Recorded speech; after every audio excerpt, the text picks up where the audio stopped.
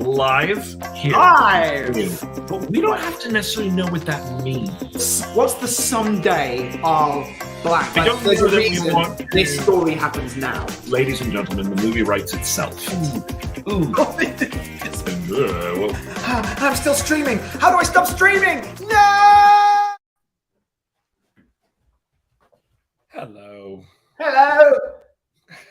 Hello, everybody. Hello, everybody. It's Monday, but it feels like a Friday. It's Monday, but it feels like a Friday. Yes. Yeah. What did we do this morning, Ben? We pitched a TV show this morning. Damn right we did. And how did it go? It went really well. Yes, it went it really did. well. It's interesting because you don't really know how it went. You never know. You have no idea. So we're waiting by the phone now, kind of. Only we're doing it live here with you. No, I haven't called. No messages yet. Nothing But yet. we pitched a studio show today, and it's a show that we've been working on a long time that hopefully we'll get to tell you more about one of these. Yeah, that would be cool, wouldn't it? I'd love to be able to do that. Just actually go, publicly discuss. yeah, here's how it went. Here's how it's gone down. I think that would be invaluable for the emerging screenwriter community. Yeah, but it was, it was a good, solid pitch, and it seemed like everyone involved was happy. And so the question is, will the studio say yes? And we will find out. We will find out very soon. Keeping everything crossed. Everything. Keeping everything. That's my toes. That was my toes. Really know what that meant. My toes. Okay. Fingers on toes crossed. Yeah, I mean, I You're can't thinking really about cross Pence? anything else. Polyline. Can't your legs? I guess you can cross your legs. So yeah, but it does. Other than that, it feels like, I think because it always takes quite a lot of energy to do. It always feels like a performance. I always feel like I've kind of come off stage having done a 2-man show. I will say it does take a lot of energy to pitch, but pitching is part of the business. Pitching is part of the job. It is, and actually, it'd be really good to do a couple episodes or maybe even like a separate podcast on pitching. Totally. We're not pitching the movie we're here to write. We're writing back live. We are. And that's what we're here to do today is continue forward into the outline of our Untitled Ben Lustig and Jake Thornton. Yeah, we still haven't got names, have we? We still haven't got a title for it. But again, I kind of feel like that will reveal itself. And I'm happy to call her Charlize for the moment. So yeah. Yeah, I was thinking about names actually over the weekend. Bet you were, Ben. I bet you were. I was thinking, what is a good demon name? And I still don't really have the answer, to be honest. Yeah. Because it's like you don't want it to just feel like a human name, but you don't want it to be so weird that it doesn't sound right. You want a name that someone specific. Yeah. That if you met them, you'd go, "Oh, what a unique name!" And if they went, "I'm a demon," you'd be like, "Of course." Of course you're a demon. It all makes sense now. It all makes sense. But you wouldn't be like, "That's a ridiculous name. No one's called Azarath." Yeah. Because no one's called Azarath. No one. Azarath. No one looks down at their cute little baby and says, "You know what we should call her? You know what we should call her, Ben? We should call her Little Azarath." Yeah, but actually, it just is about who the name is for, because Azarath would be fine, in my opinion, for a villainous character. It doesn't sound like a heroic character, interestingly enough. We should call Zod Azarath. Azarath could be a cool name for Zod, sure. I don't really know where Azarath Don't know. I think I just made it up. comes from. Yeah. I just made it up. But Azarath definitely feels far more of it feels more sinister. Yeah. The Ath part. Azarath. I've got wrath, the wrath of Azarath. Oh, hang on. There we go. There you go. Azarath this is in Buffy. Azarath was a demon that was ritually flayed in a ceremony called the Ritual of the Flaying of the Demon Azarath. Yeah, okay, so I'm not going to use the name Azarath because he's already a demon in somebody else's make-believe world. There you go. In Joss Whedon's. But again, very small. There's nothing much on the wiki about them. Only mentioned in earshot. in an episode of Buffy. So there you go. Well, that hey, who knows? Just Adrian says hello. Hi, Adrian. How are you? Who's there? Who's that? Adrian from Facebook. Adrian. Hello. Yes. Thanks for joining us. Let's crack on with it, shall we? Let's crack on. So it's always hard on a Monday to come back after a weekend. Yeah. And try to remember what it was that you were working on Friday. Yeah. But I believe, correct me if I'm wrong,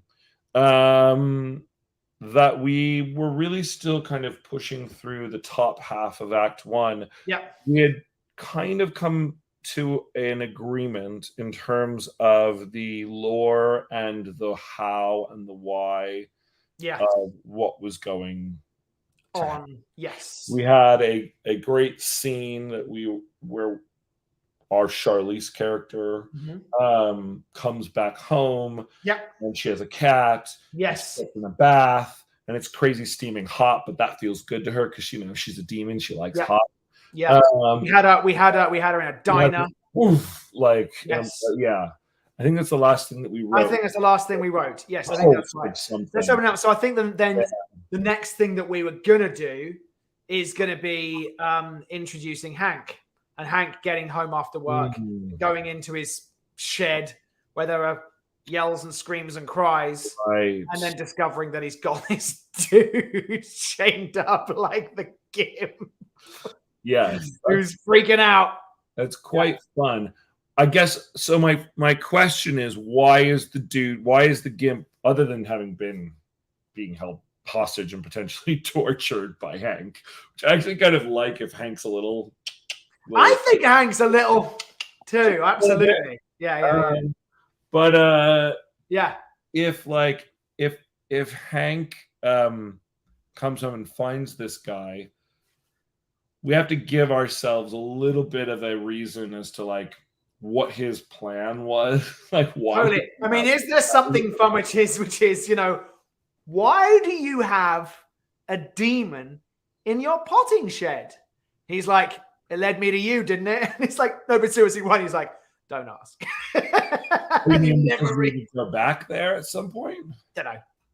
But even if it were, so how did you find out? Oh, I keep a demon in my potting shed. Why? Doesn't matter. It brought me here, didn't it? You just gonna leave that. Is potting shed a Britishism, or is that? Yes, it probably is. It's the shed where you transfer your plants that you've grown in pots, probably typically in your greenhouse. We just call it a gardening shed here. Yeah, I mean that's a separate thing. That's a whole separate shed. But okay. Let me tell you about sheds. Let me tell you about sheds. There's a gardening shed, and then there's a gardening shed. That's a whole different thing from your potting shed. Don't get me started. God, we're gonna have to break this down now. Let's spend 45 minutes of our podcast. Anyway, yes, typically where you would take your plants out of pots to prepare them to be transferred into the soil. That's my understanding of it. I know I've never had one. Well, you better fucking get one. All right. No, I don't know that we're ever going to come back to Hank's house. No, I don't think we are. I do think it's interesting that Hank has a gimp in the basement or in the shed or in the garage or wherever. Yeah, wherever it is. Yeah. In the weird fallout shelter that he has in his backyard. Totally. For the apocalypse, whatever. Yes. It is. I mean, maybe he does. I think that'd be really kind of fun. I'm starting to see Hank like Woody Harrelson in Zombieland. Right. That's great. Yeah, great. Just a little bit of a screw. Yeah, he's a little, but so lovable at the same time. Oh yeah, and also you wouldn't bring him home to meet your parents, but you'd go for a beer with him. Woody Harrelson would be really fun. But if that's the case, I do think we need to so we're cutting to him now. We're going to see him. We're going to see what he normally does. But then we also are establishing that he still is a demon hunter even to this day. Hence why he has a demon. Yes. Locked up in his potting shed.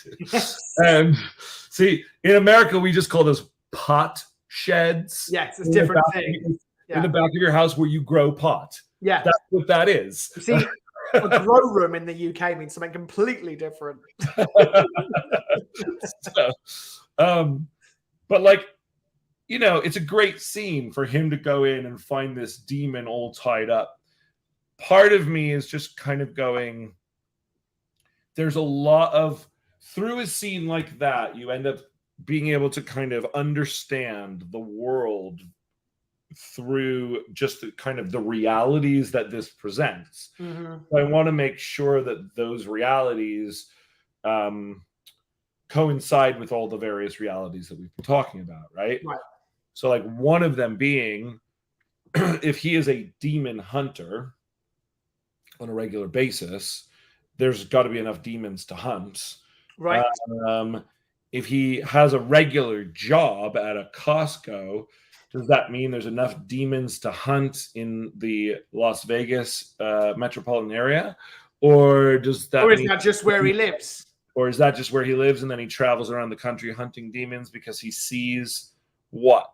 How does, like, unlike something like where, like in The Conjuring, where they would have people seek them out and come to them for help, or they would be seeking out various disturbances or weirdnesses or whatever, and that's how they would go from job to job. Yeah. How does Hank do So that? He's like a UFO nut. He scours the interwebs late into the night, early into the morning, looking for people tweeting, going on Reddit, in blogs, in forums, whatever, talking about the paranormal experiences that they're going through. And he has, but again, it doesn't really feel like it's what's happening, does it? It's not paranormal experiences with these. It's more, we are causing shit. It's not The Conjuring. It's not. So it's got to feel, what's he doing? I mean, here's a question for you. There's no reason that in this variation of demonology that things like The Conjuring can't also happen. This is true. If Charlize and Zod and the gang are the strike team that go out and do terrorist bombings, it doesn't mean that other demons don't do other things. There could be. I'll ask the question. You ask a lot of the time, which is that confusing? I don't think it is, but I'll just ask it. It's not confusing if we are clear in our way of expanding and explaining it. Okay. But it could be. And so I think we just have to tread lightly or tread carefully and go, okay, so what are the rules of demons in the version of our world that we are creating? And it's something that we'll probably keep coming back to all the way until the draft is finished and the day before we shoot principal photography. But it's this thing of going, we have Charlize. She's a demon. We've established the type of demon that she is to a certain degree. Yeah. She looks human on the outside, but her reflection shows a different side of her in that pool of water we saw. That's another question that I have just about that, which is, does everybody else see that same thing, or is that like? Yeah, I had the same question. Saying it goes into a diner and there's a mirror behind the fucking counter. Does everybody see her as a demon? Right. I don't know. Yeah. But that's another question to be solved. If that's what we're saying a demon is, there are other kinds of supernatural evil things like exorcisms we could say that those types of evil spirits are not necessarily the same as demons. We could say that poltergeists are their own variety, their own kind of demon from hell. Yes, totally. And there's a version where we do that. Or you just say that there are many ways in which demons fuck with humanity. Right. One of them is by whispering into humans' ears and making them do crazy shit. Yeah. One of them is by actually possessing a human and freaking everybody out around them. Yeah. Never fully understood what the purpose of possession was from a demon's angle. Never fully made sense to me. But they like to. Well, it's funny, isn't it? Because I think about something like Paranormal Activity, and it feels like in that it's like he's going to take control of Katie and then do shit inside Katie's body. Yeah, but to what end and why? That nastiness. Just because. Wants to enter the lottery and win mega millions. I mean, you could ultimately say that maybe it has to do with collecting of souls and evil souls, but then you get into this whole kind of religiosity of, Lucifer, and are we dealing with souls that go to hell, and is that even like what we're talking about here, or are we just talking about a plane of existence filled with evil demonic entities and demonic creatures? Right. I mean, it's a good question to be asking, because we're about to go to this character who supposedly has one of these things chained up in his back potting shed. So, does this thing that he has chained up in his back potting shed, is it a human that's been possessed? Is it another demon just like Charlize? Is it a monstrous looking thing that actually looks like a creature from hell but doesn't take human form? Yep. Are there different, are there orcs and urukai? Are there and goblins? And goblins, yeah. Are there different kinds of entities that are all from hellish entities, essentially? Yes. I mean, I would be open to that. That there are lots of things out there in the world that are, you're an imp, you're a demon, you're a poltergeist, whatever. All these demonic entities that do different things. So therefore, Hank is the kind of person who, on a Tuesday evening, trawls the internet, has what was that radio station that you used to listen to with all the wackadoodle stuff late at night? Oh God, what was that? It was Coast to Coast. Coast to Coast. It was a show, but yeah, that kind of thing. George Norrie. There you go. See, after all these years, I haven't listened to that in a long time. That was used when I was driving home from bartending, is when I listened to that, because it'd be on at 1 o'clock in the morning. And it was filled with all kinds of crazy paranormal shit. It was actually fun. There you go. He listens to a show like that. Sure. So then what? He then travels and goes to. He must have some kind of job that he can take off real easily. Yeah, I mean, manager at a supermarket isn't going to be that kind of a job. No, it's not, is it? It's not. But again, could it be like, I go on the weekends, go on my? Yeah, I mean, I'm not really asking how he gets exactly. I am asking though, what his number one. I am asking what he expects to accomplish by bringing this demon home. Sure. And I am asking, is this the kind of thing whereby there are demons on a daily basis, or are there demons on a monthly basis? You know what I mean? Is it kind of where, I just watched some of that movie, Day Shift, about being a vampire hunter. Right. And in that, there's pretty much vampires to hunt all the time.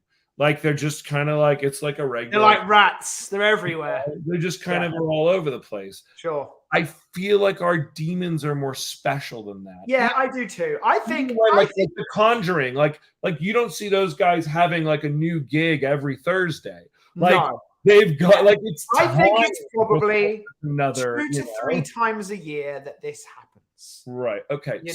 And he's got a demon in his basement, because when he gets information or he's got a question about demony stuff that he doesn't know the answer to, he goes down there and tortures the demon until the demon gives him the answer. What would that be?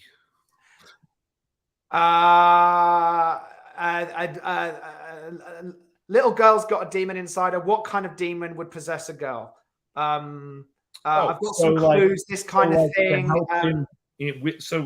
So this demon has been helping him with his. Yeah, because he tortures the demon. He throws holy water on it. No, make it stop. Fine, I'll speak.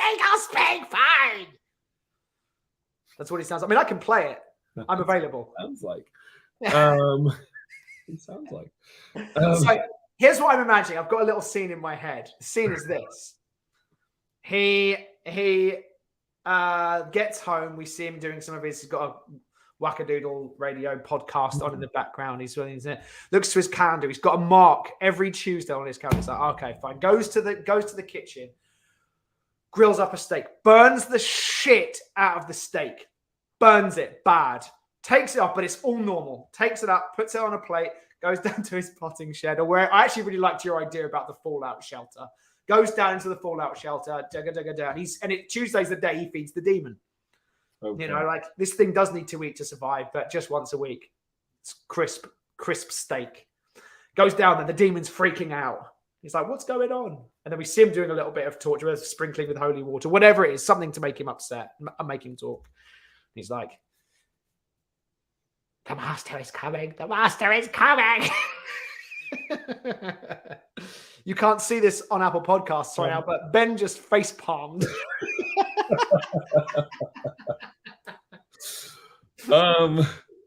Something like that. So I've got on the way in. I see this guy's this kind of guy, and then he's got a creature. I don't know if he looks human or if he looks like a imp. So okay, so if he has this guy in this fallout shelter, this whatever he is that sounds like that. If he has that, is there like I don't know, like a job that he needs him for today? Like, I don't want to just see him go, oh, today's like the day I feed you, my dog. Unless he starts to be the day where, oh, by the way, you're fucked. So if there were something that he either heard or has seen on Reddit, Demon Hunter Reddit, very popular Reddit, and he's like, let me go and ask them, and he, you know, goes down there, then then that's fine too. Okay. Yeah. Okay. Yeah. Thomas Lee says hello. Thanks, Thomas. Hi, Thomas. Hello. Something like that. Yeah. I'm okay. Because at least that would make me understand. So here's the other direction that I was going to go. Go. And it is that going along with this mythology that we had started to kind of craft, whereby Charlize realizes something is off because she finds this other demon in town, right? Mm-hmm. And that demons don't come out frequently. They're not allowed to come out frequently, or it's not possible. We had talked, I think, last week about it requiring a lot of demonic energy, hence why the Antichrist, the whole mythology that we were crafting about the Antichrist, needing to kind of bring that forth, right? Yes. So I do think there's a way to say, for example, that like when you possess someone, that's not you full. It's in fact this a little Constantine-ish, but it works in this sense. When you're possessed, you haven't fully crossed over. You've possessing a human's body. You as a demon have not come into our realm. You're other than inside of this vessel, right? Yeah. What Charlize and Zod and gang do is they like full on crossover. Like that is Charlize. It's not somebody else's body that she. Right. Yeah. Sure. Yeah. So I think that there's a version whereby the two are separate, but done by the same potentially type of hell cause for the same reasons, for the same thing of like, you know, there's possessions and then there's demons that actually cross over. Point is, right, it's very energy consuming to cross over.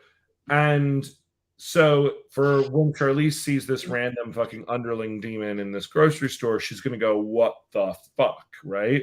Like that, there must be huge influx in demonic energy for them to be just randomly fucking jumping across the rift here. Yeah. Is Hank having a relatively similar experience in the sense that he actually fucking caught this guy recently? Yeah, could be.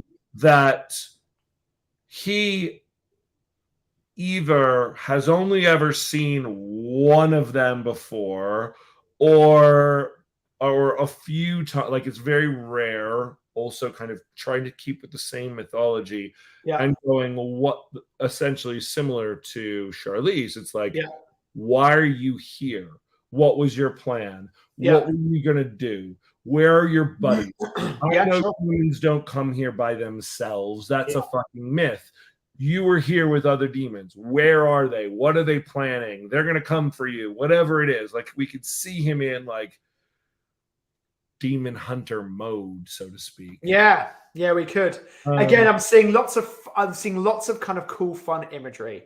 I'm just kind of going like in the lead up to it, like what the fuck is this guy up to? You know, he goes home and like it could be like, you know, honestly, paints him like he's a good Christian boy on the surface, you know, or he's got, you know, like something on his car. He's got his, you know, little Christian fish on his car, whatever it is.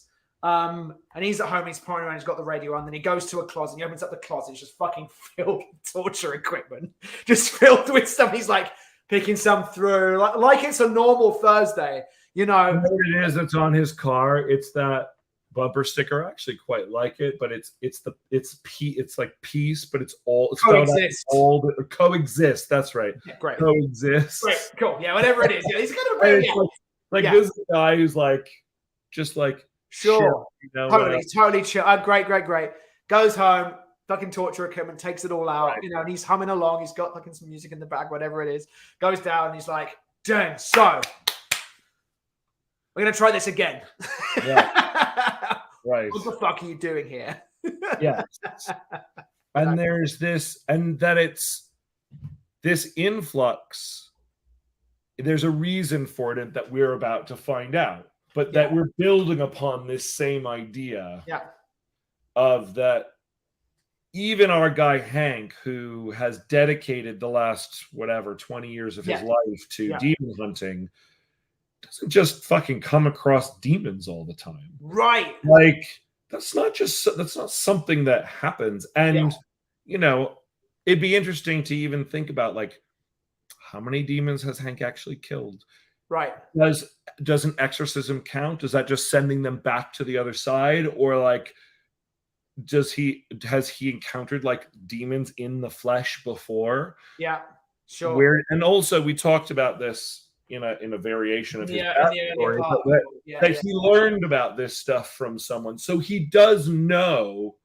Yes. Does know the rules and the difficulties and the fact that demons don't just appear for no reason. That if you see a demon in the flesh, it means some fucking bad shit's gonna happen. Yes. If you see a demon in the flesh in your city, there's gonna be a fucking bombing, a giant fucking electrical fire, like there's mischief is going to fucking happen here. Absolutely. So it's like that in and of itself is a sign. So the fact that he's not only seen this one, been able to capture him, bring him into his bomb shelter, and going, nothing's happened in the last 24 hours. But why? Like, why are you here? Yeah. What the fuck is going on? Like, the first thing he's jumping to is not, oh, the Antichrist. No.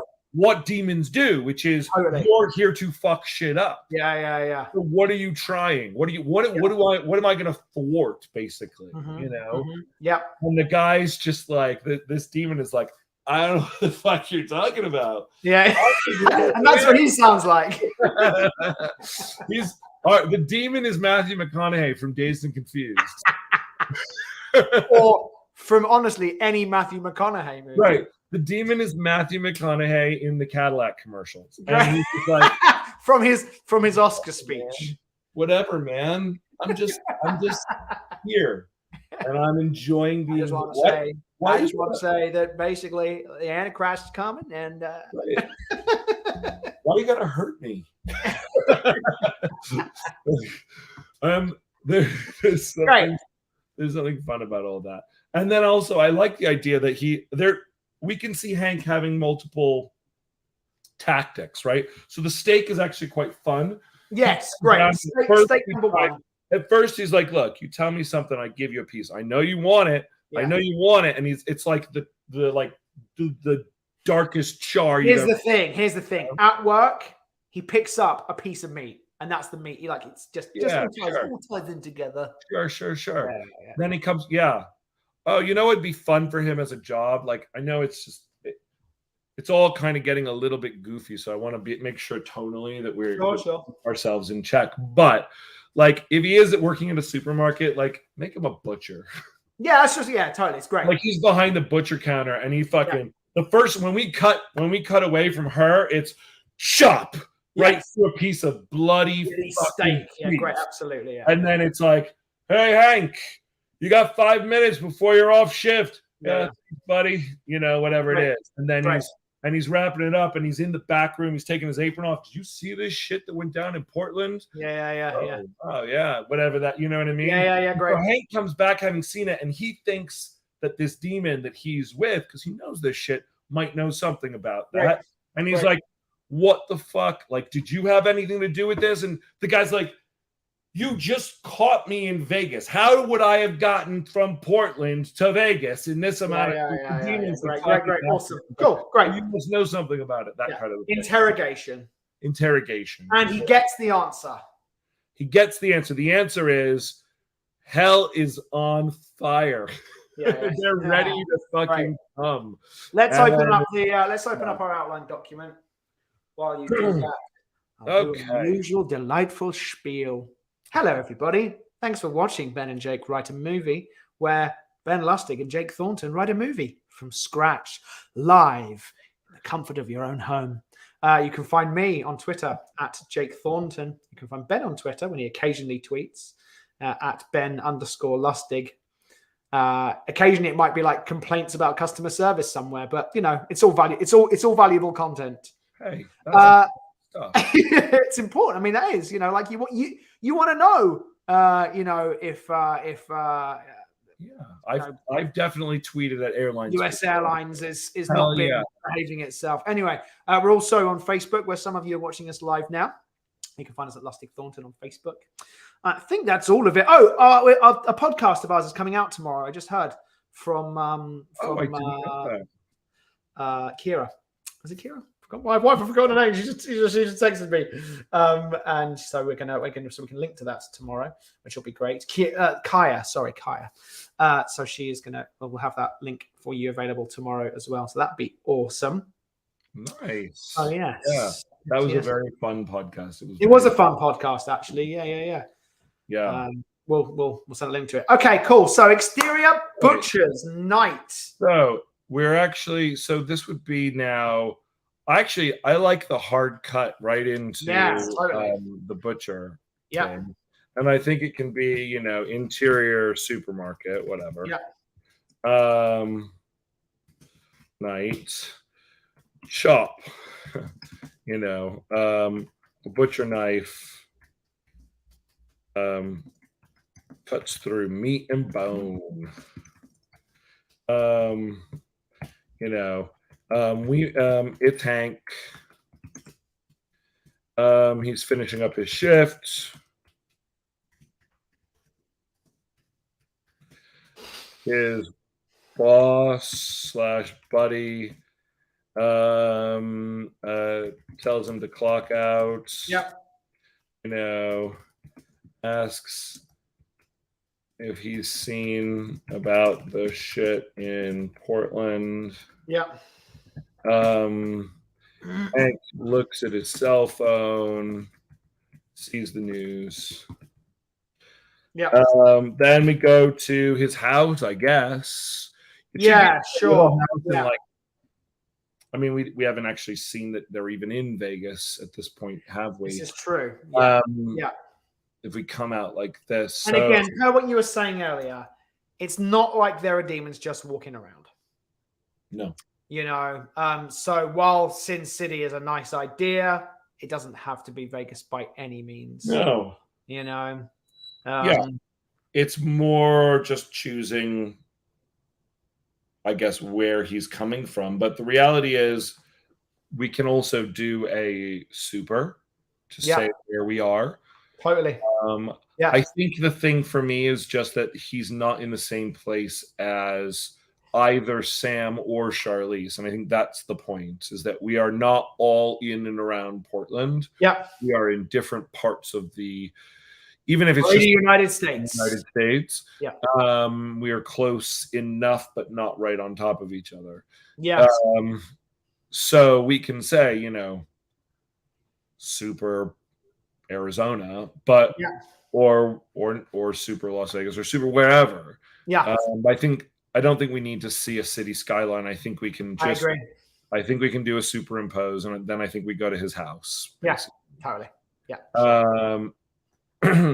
Yeah, I don't know where he is, but it's interesting because I don't necessarily feel like it's like that important in that sense. He could be in fucking Boise, Idaho, if we wanted him to be, or like literally wherever. Tucson, Arizona. I guess it is somewhat important in the sense that if he really is a demon hunter who, regardless of how frequently he ends up finding demons, he is going to have been taught by a previous demon hunter. And there are certain areas that demons tend to go and do things. And little small towns in Colorado, like where Charlize is, are not one of them. Totally. A city like New York, Las Vegas, Dallas, Texas, Los Angeles, Dallas, a big city might be one of them. But I feel like he's doing most of his time when he's going traveling. Could there be one or two that he's come across at some point in the past? Yeah, sure. But I don't think it's like, I'm the demon hunter of Dallas, although that does sound like a great movie or comic book that we must definitely write at some point. I guess okay, so here's the thing, and this is just like really bullshit practicality stuff, right? But like, all right, I'm a demon hunter. Pretend I'm a demon hunter for a moment. Okay, I will do. I'll do my best. Just pretend. Okay. I'm a demon hunter. Go. If I sit around and wait for 9/11 to happen and then go, he's not. But he's not. He's not. He's on the boards every night, going on Reddit, listening to all that stuff. But what does that mean? I guess here's the thing. I don't know what that means. I don't know how I'm going to go and find a real demon in the real world doing really bad things from people on Reddit. Like, I mean, honestly, if you've been on Reddit, you would know that that's the place where you definitely. Well, I mean, I'm just like, use the 1925 example, right? Like, what did they do? They came out of wherever the fuck portal they came out of. They went, they got the dynamite, they got a car, they got some clothes, they probably killed a couple of people in order to get all those things.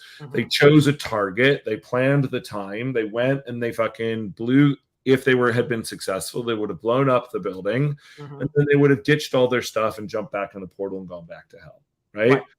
As a demon hunter, you literally have from point A to point B in order to hunt them down. Sure. That's it. So you would need to live near an airport.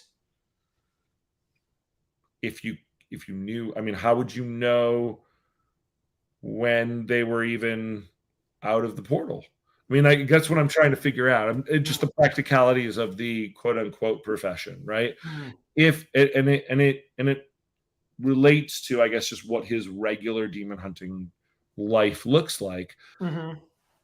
If it's about exorcisms, like I understand, like John Constantine could, in theory, live anywhere because somebody comes. Yeah, or the people in The Conjuring, or the people in theory live anywhere they want. They get a phone call and say, "We have a girl who's possessed."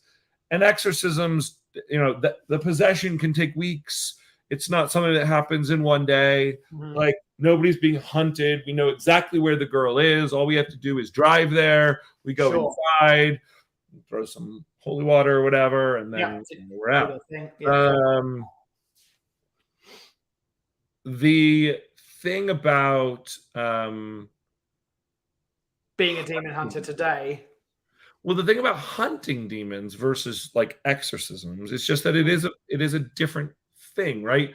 His whole thing is he's got to find a demon either before or after they've done a demonic deed of some kind and kill them, right? So you have to actually be able to identify where, when, and how those things are happening. And there can be clues. I mean, that's what his mentor, his, Sean Connery to Highlander.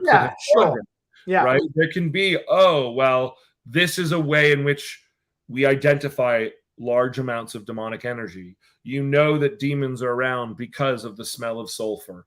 that kind of shit. Like when water turns to blood, whatever it might be. Demons are present, but there does need to be a sense of it is two different things, right? Either if you're going and you're just exercising people who are possessed, I'm not actually that interested in that character, because I've seen that character so much, totally. Yeah. Right? Yeah. What I haven't seen is the guy who goes with a fucking shotgun and blows the head off of a demon. Totally. Like, that I'm actually interested in seeing. I want to see that guy. I want to see Woody Harrelson with a shotgun and blowing heads off demons. But how does ultimately it comes down to the question of how is he finding demons? Because at some point you may want to have a moment where in our story that happens. They're near. Yes. And Charlize clearly has her own version, own spidey sense, as we call it up here in the outline of how to find them. But Hank's just a guy. If, for example, using 9/11 as a terrible event, that if you were going to say that was a demon infused, whether it was that they inspired it or had a direct implication behind it, what would there have been a sign that someone who knew what they were supposed to be looking for, someone who knew about demons entering the world? When a demon enters the human realm, what happens? Is there something that triggers the, oh shit, a demon has just crossed over? Yeah, what could it be? Because I think what's interesting is that this demon that he has here, we can learn about the signs and all of this kind of stuff through this interrogation, through whatever expositional dialogue we want to have. And we'll learn is what he expected to find, and this is what he found instead. Right. Normally, when I see this, I expect a demon group, a demon gang, or a demon whatever going to fuck with, the cops, or fuck with the, break people out of prison, or whatever the hell they're trying. Right. This time, all I found was your sorry ass. Right. And this is all based on the question of where does he live? It is. It comes out of where does he live, because it comes out of if his job is not to go to the girl who's been possessed for a week, he needs to be able to go and do his purpose. Right. Living in New York, for example, if there's the most amount of demonic activity in New York, it would make sense that he lives in New York or Los Angeles or one of those places. Or Boise, Idaho. Again, Boise, Idaho could be the Hellmouth. It could be. Yeah. Maybe he's in, Asheville, North Carolina. Asheville, North Carolina, the center of all evil. Center of all evil. But, Yes, in the same way that Buffy lived where she lived, in Sunnydale. Right, in Sunnydale. Yeah. Buffy coming up twice in today's show. Buffy. I mean, yes. So a bunch of questions there, none of which I have answers to. But I mean, ultimately, it's the question that boils down to how does he know when and where it is? If he's a hunter again, and it might go to the fact that perhaps he doesn't work at the supermarket, and maybe he lives an RV style lifestyle, driving from place to place, putting right what once went wrong, hoping the next time the next leap would be the way home.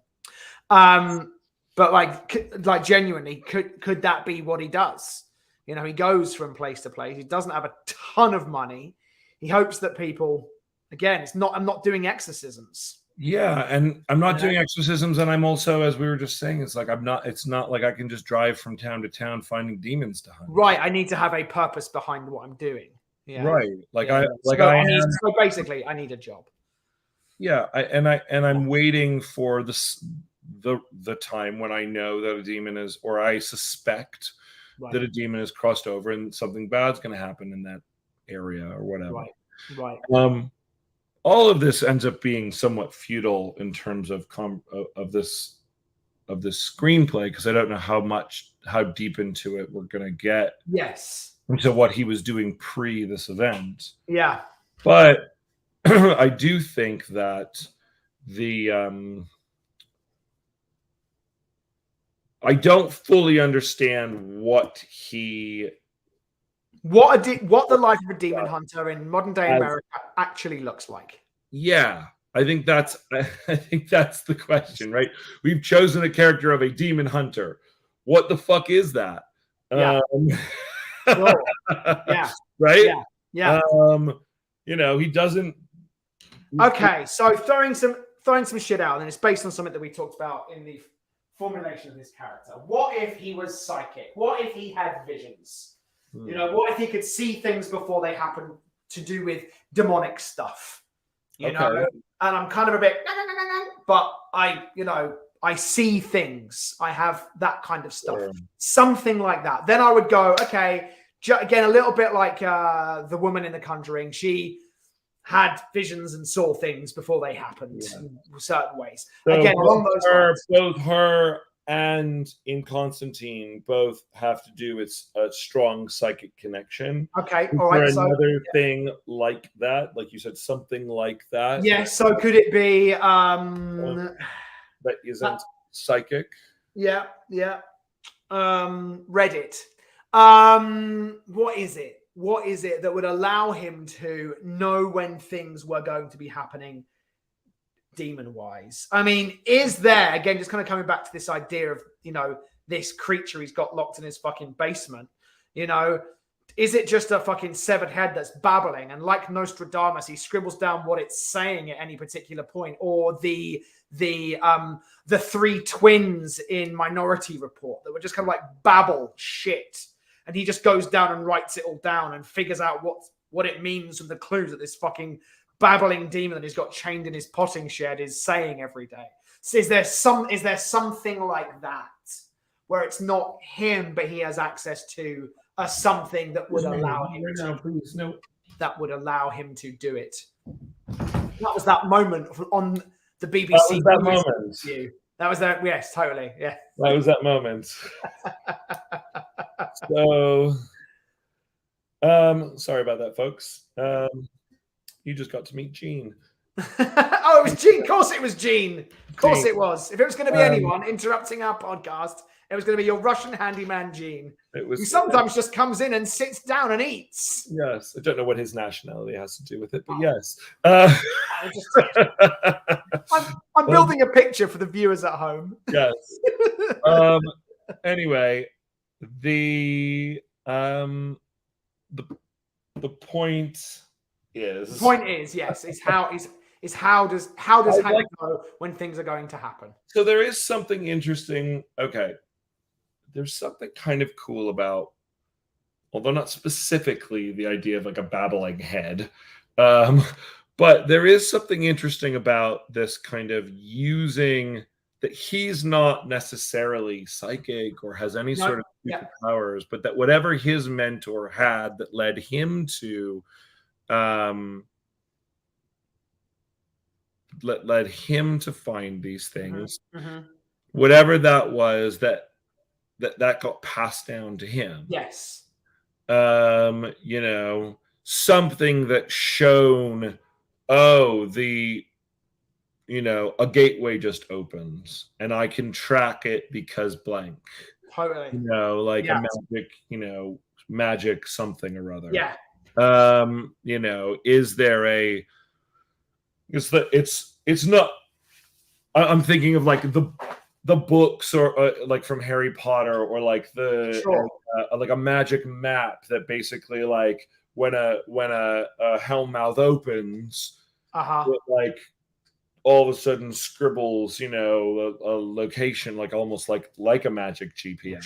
Sure. Or if if in his basement he's got the lab from Ghostbusters that's filled with weird shit all over the place, and he's got various He's looking at various sensor readings across the country, and he can go, "Oh, there's a spike here. There's a something there. Oh my goodness, that's cool. all over Actually, I like that. That's actually really interesting. Bringing a little science to it, almost like a guy, almost like earthquake detection. Yeah, totally. Yeah, like system. Like they use that. There's a certain level of. Sorry if you can hear the beeping in the background. We can't. Good. There's a certain level of a detection system, kind of. You know. Yeah.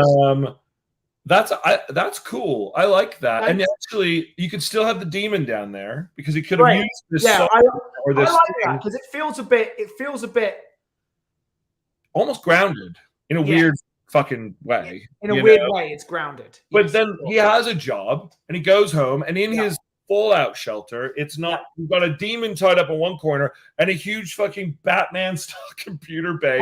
Absolutely. And he's just this dude. Ghostbusters, you know. Right, cool. That tracks fucking radiation levels across the world, you know, or whatever. Sure. Yeah. You know. Right. Small vibrational readings that if it's in this particular frequency, then it means that there might be crossover. Totally. I mean, it's interesting, isn't it? Because, like, you know, I have an app on my phone that tracks minor earthquakes. Right. You know, when I lived in LA, it was a necessity. We're like, oh, how close was that one? Whoa, you know. But he can see. And maybe it is. That's one aspect of it. The other one might be, you know, how much ozone is there in the air in any particular area. You know, like it's stuff that you could actually. It's not like he's gone around and planted. So like it's all freely available, but he knows how to read the signs. Yes, that's exactly right. Yeah. He's been taught and given the technology by his mentor how to do this. Yes.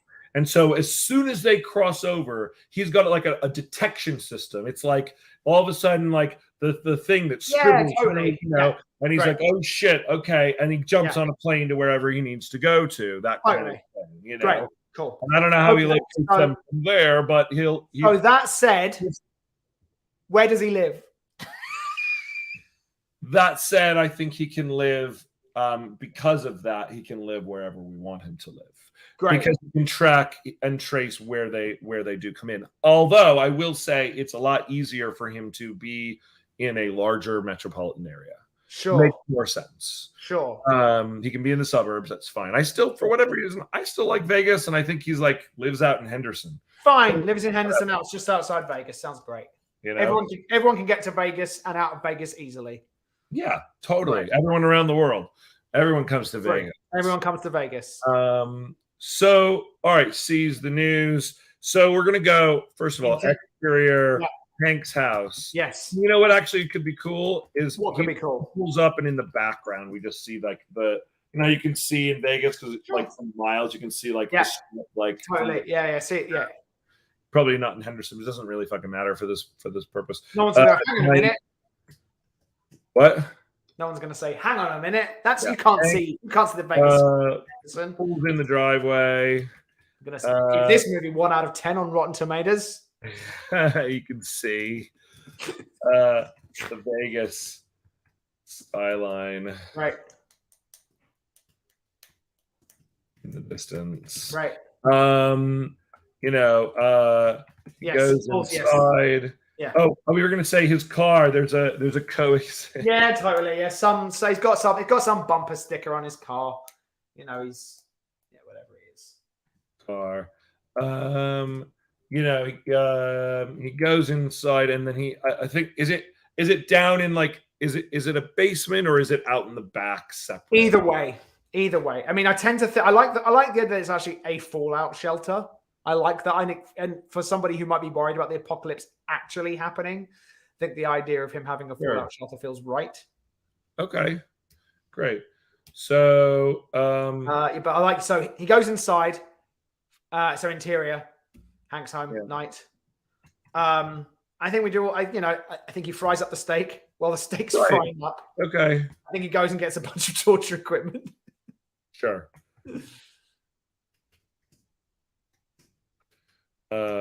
Steak until it's black. Or he's got an Amazon package and he opens it up and it's something painful and whippy. Don't know. Something you did. What's this dude into? You know what? I think here's this. This is just a fun image. He fries up 2 steaks. Yeah, one sure. For him, one black. Yes, great. Shard. Great. He pours a glass of wine. Oh, he's a wine drinker, eh? 1 glass of wine. Yes. Plates the steaks. Yeah. His has, a side of mash or something like that, whatever. But the point is, like, he's gonna go down and he's gonna put, like, yeah, sure, he's gonna put 1 down. Yeah, great. And he's gonna eat his dinner. They're gonna eat dinner together. Sure. That's great. And then exterior, Hank's house, backyard. Hank goes with the dinner plates and wine. What looks like a small shed, but actually it's the entrance to his shed. He opens the door and enters. Interior, Hank's fallout shelter. Yep. Great. Okay. I don't know why there's a period there. Great. Good night. Hank goes down the steps. Yes. Flips on, he flicks on the lights with his elbow. Great. About starts to talk as if someone else is in there. Cool. And then we see chained to a chair, bolted to the floor, some dude. Okay, so here we go. The floor, it's a demon, but what does that mean? So let's continue this conversation. Yeah. Does this demon look like a person like Charlize?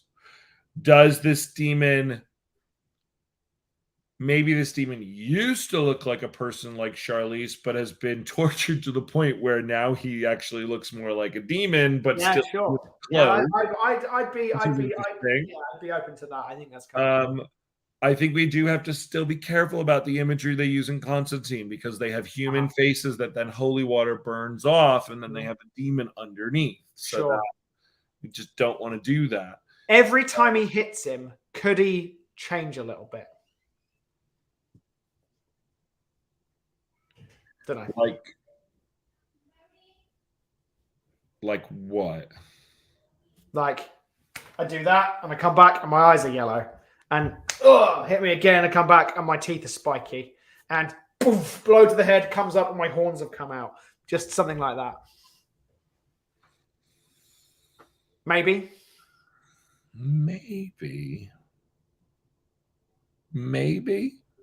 How, again, just asking the question, how does he know that this guy's a demon? Well, it's going to have to come down to the same types of technology that he has to facilitate them. He's going to have. We had one version. I just want to remind you of a backstory we constructed a little bit for Hank, which is that he could actually see them. In the scratch pad, that was one thing that we talked about. That he's got a defect whereby when he actually looks at them, he can see them for what they are. But I don't know if it should feel the same as Charlize. But I don't know. It's not common, is it? No, it's not common. Yeah. So we could do something whereby, if I were directing on the page, which we don't do a lot in our scripts, but if it were, it would be, he's talking to him and he's like, how did you even know I was one of them? He's like, oh, I can see you for what we are. The camera would move behind Hank, and as it came around the other side, he would look like a demon. We would just establish that this is what Hank can see. Perhaps. Yeah. Right. Maybe. Yeah, I'm still a bit hung up on what they even look like. Like, even as you were describing, like, yeah, no, totally. You were just riffing on the I was, yeah. The sharp teeth and the horns and whatnot. I just kind of go like, I don't know how fun it is to do like the really kind of traditional. Yeah, I mean, it could be. I mean, honestly, like, what does a demon have to be? Like, they don't have to be. I think we can do. I think we can do anything we want. Honestly, you can go what you expect a demon to be, or you can reimagine what a demon is. I mean, here's the thing: angels typically look like people with wings. Mm-hmm. That's all. That the only thing they have is fucking swan's wings. Right. You know, and a halo. Sure, they've got a halo. That's like more like a nimbus of power playing around there. Not all of them have halos. But not all of them have halos, you know? So is there something whereby we just go, they just like look like people, except blank. You know, their skin is jet black. Or whatever. It's the Blue Man Group. They all look like the men from Blue Man Group. Hence why we're in Vegas. Right. But we're going to have to answer this question tomorrow, Ben. We are. It's another story question. It's so funny. Just, you know, again, for everybody, like, this is really the process. I mean, it's so funny. Like, we keep coming back every day, and we're pushing through the outline, and sometimes it feels like we're walking through, like, you know, molasses.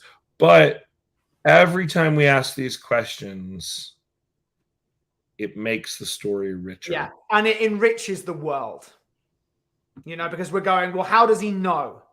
What does the life of a demon hunter look like on a daily basis? Well, so it makes the story richer and enriches the world. Exactly right. Exactly. Now, there will come a point where, because we're still very much in the setup of this story, you know, whereby we won't be necessarily going into as much because we're still in setup. We're still setting definitely most is where most of this really deep digging. Digging happens, and we're getting, you know, we're slowly getting through it. But I will say, like, we've still got a ways to go. I was hoping we were going to get further through Act 1 today, but it just didn't happen. Yeah, I think that I just want to make a note here that basically, what does a demon look like? What does a demon, or at least this demon, look like? And then I'm also going to add in here, Hank has a Ghostbusters Batman setup to track demon activity on Earth. Mm-hmm. Great. We'll figure out exactly what that looks like. Yeah, exactly. Ghostbusters. Is Ghostbusters one word too? I think it's one word. I think it is too. Oh, well. All right. Well, thank you, everyone. This was great. Again, we slowly are making progress, and this is the truth. This is the truth of what it is to write a screenplay. Yes. So now you know. Now you know what you're getting yourself into. And again, the reason we're doing this is so that we can actually write the screenplay. You know, if we were writing now, we'd still be having all these same conversations, but at some point we get stuck and we go, oh, we've got to go back. We'd be answering them on the fly and then realizing that we didn't think them all the way through. Exactly right. So reason to outline number 329. Right. All right. All right. Thanks. Take care, everybody.